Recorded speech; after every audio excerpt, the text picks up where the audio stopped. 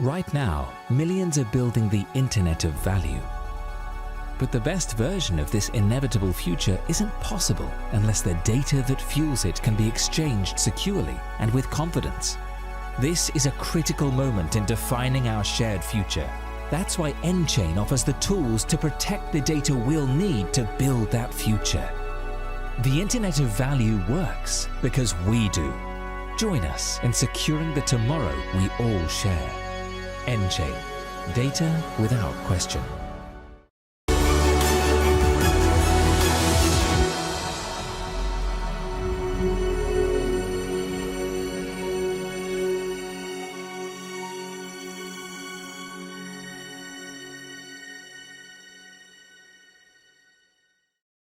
So tonight I'm going to talk a little bit about some of the things we've been doing and where it goes. So earlier in the conference, Shaway Script talked about how we're going to suck up Solidity and allow you to create Solidity contracts on Bitcoin. So thank you, Ethereum, for that. I'm going to go into a little bit more detail about that. Bitcoin is a base layer. Now, when I'm saying this, I'm going to also get you to think about Ethereum. I'm going to talk about this one tonight. Because Bitcoin is a proof of work system, but we can build anything. So when Shaway built other things that other guys had done, such as Game of Life, well, that means it's Turing complete. We can build anything. I explained this many years ago. At first to a lot of ridicule, before now we have a whole lot of things. So Bitcoin is a base layer system. I've said this a few times. We should be building pruned nodes, pruned sections that have part of the information. In doing this, everyone shouldn't have everything. Everyone should have a block header that links everything. That block header will allow you to provably show information from any source and any transaction and show when it was created and the probity and attestation of all those transactions. But we don't want everything. So we want to be able to build subnetworks. We want to be able to prune information and keep only the things that are interesting to us. In doing this, we want the mining network, but on top of that, we want to be able to build sublayers and different layers below. And this is not layers the way that people tell you, like Lightning. Layers are by definition within transactions and within systems. They're not separate gatewayed systems. But I don't want the whole internet at home. I don't want to store every machine. I only want the bits that are interesting to me. So what we want to do is create a layered network. And what I'm going to talk about in our giant node system that ensures the integrity of everything, that scales to billions by the end of this decade, and then further transactions a second, that will be cheap, that will be economically cheaper than any other system, that will be faster than any other system. This enables us to build any other system. So now that we've got Solidity and a methodology for that, I'm going to say something that no one ever expects. I'm not going to destroy Ethereum. I'm going to save them. I'm going to consume them. We're going to build every blockchain on Bitcoin.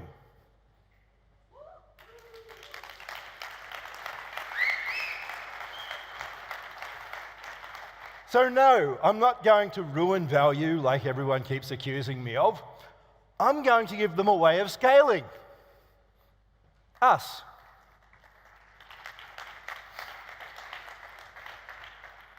Now, SPV and what I've been talking about for years allows us to have separate parts of networks. And each of those separate networks can have its own rules. Now, with the move to POS, This makes it really, really simple to effectively grab and consume Ethereum. Because we can build POS into existing key structures. We can have the existing keys and the voting system on a provable system, overlaid with Bitcoin. So, what we're going to do is start creating different mobile user, mobile cloud, mobile application systems. We're going to create selected nodes that can prune everything else that isn't them. And an example of this would be a subnode of Bitcoin, Ethereum, will be able to have its own sub-rules. It will be able to form its own way of doing things like CryptoKitties that are obviously so super valuable, and do them at scale. So, when we're creating all this, we won't need to have them worry about, oh, my block size is too big. We'll give them an SPV methodology for their own little teeny-weeny blocks. And they can have as many teeny-weeny blocks as they want, as fast as they want, because we can incorporate them all peer-to-peer. So what we're going to do here is we're going to extend SPV in wallets, and we're going to build new things on top of it. We're going to extend what we're talking about out so that anything you can imagine can be built. I said this before, but no one really gets it. And by anything you can imagine on a blockchain, we're going to start building all of what you can imagine. Everyone's talking about, what about the crash? How about we don't make one? How about we don't crash an industry, we capture it? Why have something where people are using and ruin it? Isn't there a better way?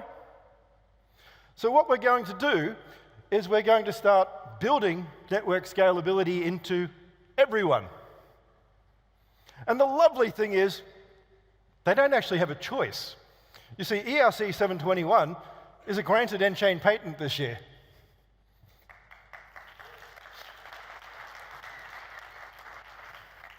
Thank you, Vitalik, for making my patent popular before it was even granted. Very impressed in how he marketed Bitcoin. So, we have strong cybersecurity. So the last guys talked about some of the things you can do. And one of the other ideas I've got a patent for, I just gave over to them, see if they want to build, which is actually a machine learning-based concept that spawns honey nets and honeybots as you detect these attacks. So what they're doing in certihash now, my next thing for them is, well, how about when you get attacked, your response time increases by popping up a honey net that is a replication of the network with a subset of information, and let the attacker get lost in that for a little while, increasing your time. There you go. We can actually do that. We've got IP for it. Time to build it. Bitcoin is a timestamp network. We've said this many, many times. The whole point of the blockchain, the whole point of what we're doing here is to capture and prove the existence of transactions, to order them. I don't mind that Ethereum wants to run a POS system. I have no problem. Go for it. Because we already have a number of threshold voting systems. We have a number of different solutions to allow for consensus by keys. Back in 2017, I filed quite a number of patents on this technology, so I'm very happy for it to be used. And I'm very happy to have it ported into Bitcoin. So when we're building these things, all the information that we're talking about, all the transaction ordering, it really doesn't matter what we're talking about, whatever application you want to build. If you want to build something for accounting, great. When you're talking about payloads for hash chains, etc., good. We can data link all of the information directly right now. And one of the things we want to start getting you to understand is you don't need everything. This is the problem people keep going on with when they're talking about blockchains. SPV is secure. The hash that you have in the block header secures every transaction. If I change 1 bit, 1 nibble, 1 byte in any size block, the hash header is invalidated completely. So if you have the hash header, it is just as secure as the whole block.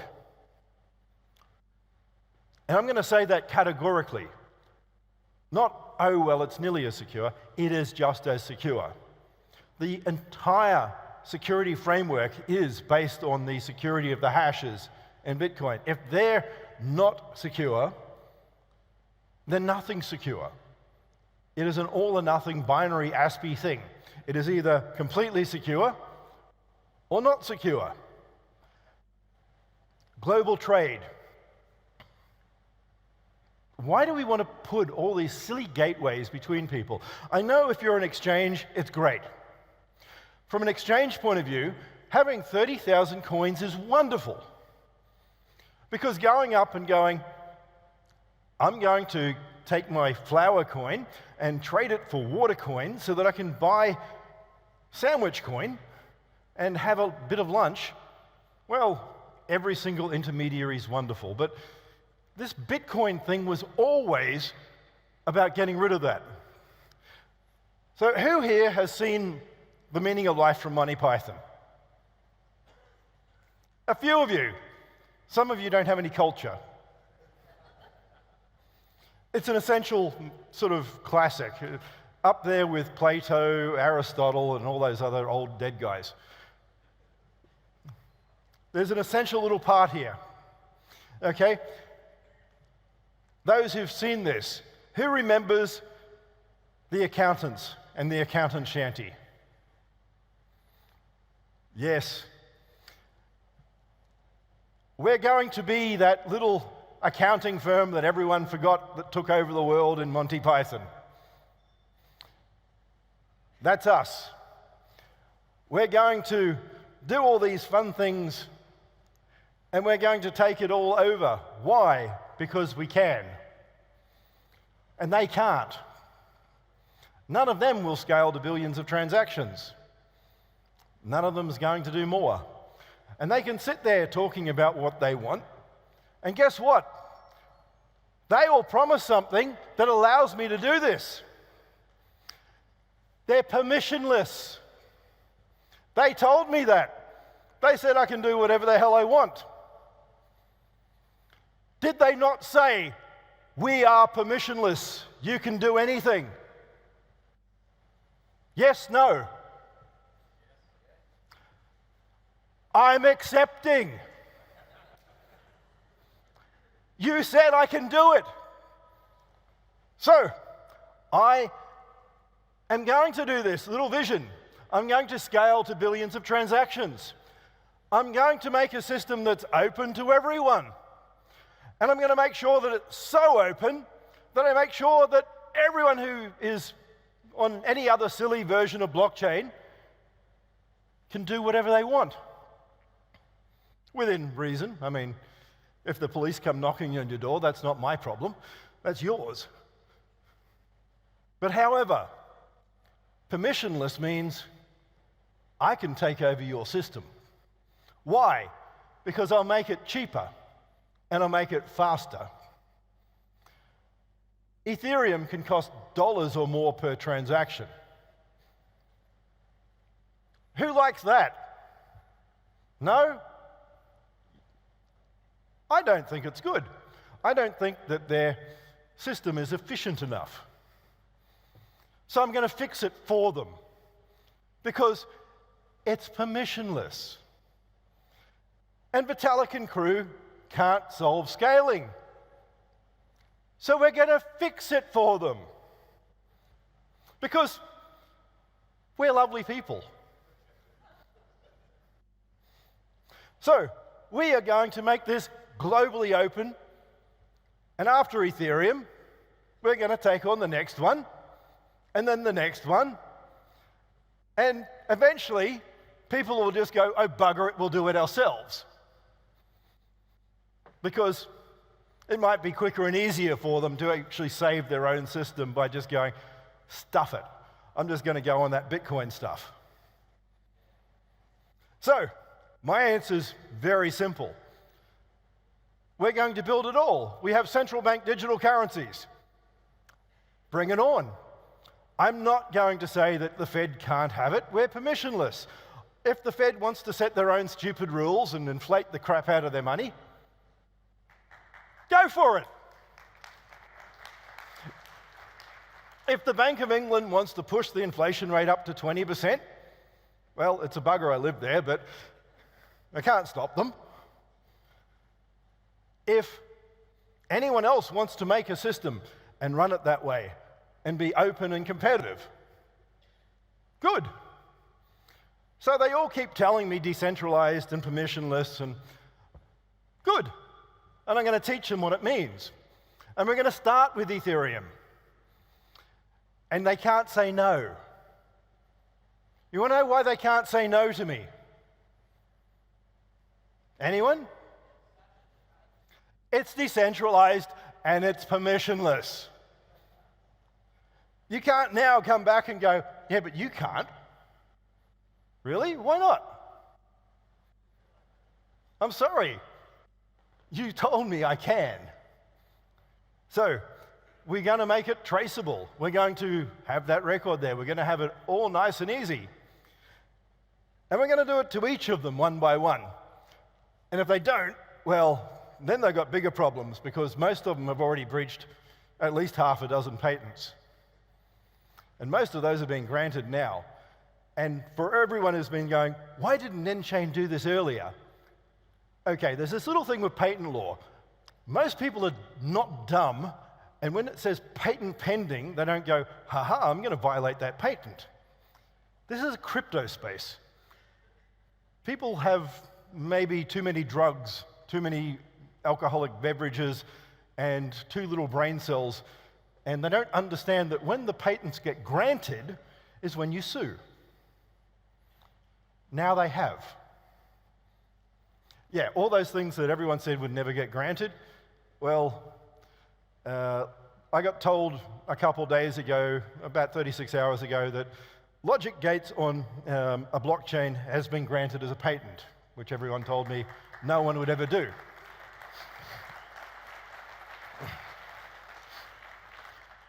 So that is things like, well, smart contracts.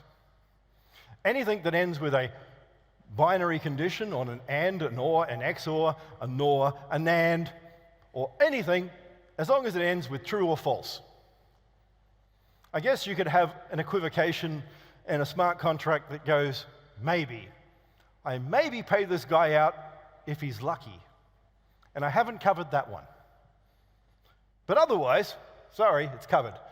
So, what I want to go on to is, we're not going to destroy anything. We're going to have more fun. And we're going to start with a nice little network out there. And we're going to make all those lovely people in the solidarity type Ethereum world super, super happy. And I mean super happy, because we're going to allow them to keep building their platform at scale, with no limits, and a way to actually come over to a copy of Ethereum, keeping the value and getting rid of gas fees. In time, they'll be able to migrate away from Ethereum naturally, directly onto Bitcoin without gas, without losing any records.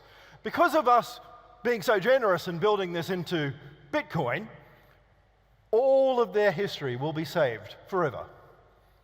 Not just from now on, all of it. Because we're so wonderfully generous, we're going to capture everything that Ethereum's ever done and give them an off-ramp, the golden bridge that allows them to have cheap gas. So, thank you, Ethereum, and welcome to your future. Thank you, Dr. Wright. Come stand over here with me. Always a provocative presentation by Dr. Wright while our stage production team sets up for the panel that you're going to sit with me and join. By the way, I love when you tell people you're so generous. You're just practically Santa Claus. I know. Yeah, right? Ho, ho, ho. So, you've been to Dubai before a long time ago, and about, what, a month or two ago, we were here together with Latif Ladid at the IEEE UAE Blockchain Symposium. What's your reaction to Dubai since the many years ago you were first here, and to the dialogues you've been having with UAE government representatives? Okay, so the first bit is there's some sort of problem with all the sand, because every time I blink, there seems to be more buildings. I mean, obviously, I'm not seeing them in the haze or something, but I look again and there's something sprung up somewhere. A lot of construction here. But no, I'm glad to see the concept of a smart city, the building. I mean, we're going into a world here that looks very much like George Jetson, and all we need now is the flying cars. Yes, and a blockchain to enable it all. Right now, millions are building the Internet of Value. But the best version of this inevitable future isn't possible unless the data that fuels it can be exchanged securely and with confidence. This is a critical moment in defining our shared future. That's why nChain offers the tools to protect the data we'll need to build that future. The Internet of Value works because we do. Join us in securing the tomorrow we all share. nChain. Data without question. Bitcoin mining, Bitcoin wallet, blockchain, stablecoins, MetaNet, the evolution of money. Everybody is talking about Bitcoin today, but what exactly is it? Learn the basics from experts. Learn what Bitcoin is, how it works, and why it matters. Bitcoin 101, your ultimate guide to the fundamentals of blockchain.